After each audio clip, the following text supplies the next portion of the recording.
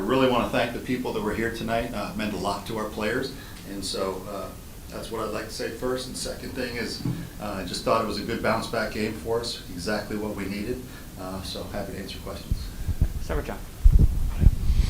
Your pitching staff had no walks and I think it was 13 strikeouts. Testament to the job that they've done. Yeah, it's a testament to the job that Matt Williams has done, and it's a testament to you had a Copper freshman, Marlott freshman. Connor McCreary didn't pitch much last year, and now he's really developing nicely. And then Drake Quinn there at the end, shoot 13 strikeouts, no walks. Tremendously impressed and happy for those guys. It's exactly what we needed.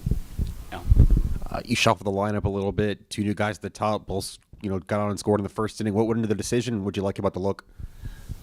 Those are get on base guys. Their on base percentages are extremely high, and so you want traffic when Petrie and Messina are coming to the plate. So I think Lee Croy really fit in nicely to that 2-hole today, and maybe he's more of a get on base and set the table kind of guy than an RBI producer, which he was in the 5-hole.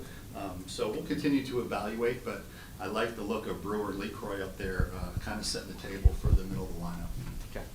What did you think of the way Eddie started out tonight? And did you kind of at the beginning of the season envision a guy like him or just anyone being able to be a consistent midweek starter for this team? Well, anytime you can have a freshman be in that role, it's such a luxury because you want to feel like you can win Tuesday games because we know, over the years there are times you feel like you win them and there's times they're a challenge. And so to have a talented freshman that you can just put in there, and it serves two purposes. One, it helps you win the game, but two, it helps develop him as a future weekend starter.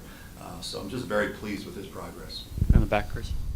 You had a 6-0 lead after the 4th inning, but had left the bases loaded 3 times.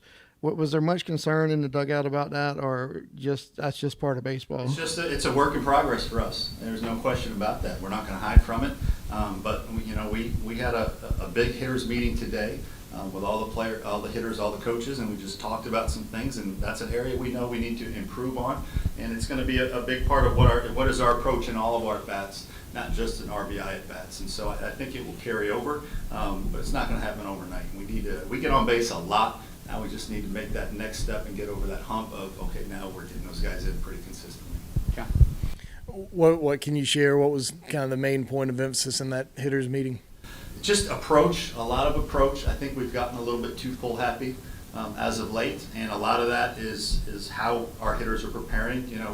Coaches were in the office all day yesterday talking about what can we do to help these guys, and it was really a back to the basics approach that we met with the players today, and just let them know that what has always been our foundation, especially since Monty got here last year, that really has been pushing it hard. We're just going to really make sure that we are continuing to prepare them with that foundation in mind, and that's using the whole field consistently.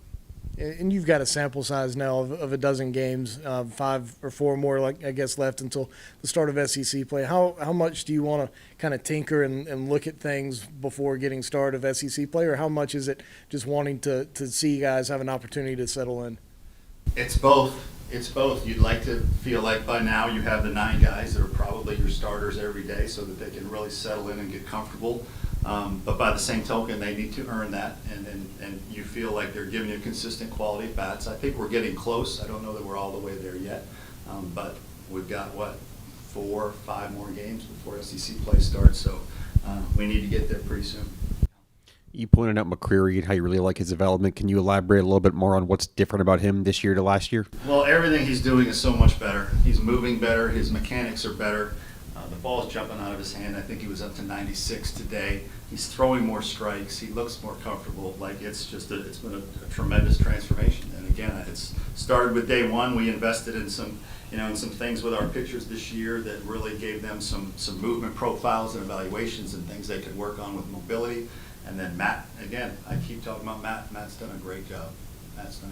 And Connor has worked his butt off. I can tell you, Connor has worked his butt off, and he's earned the success he's having right now. More questions? Okay. Thank you.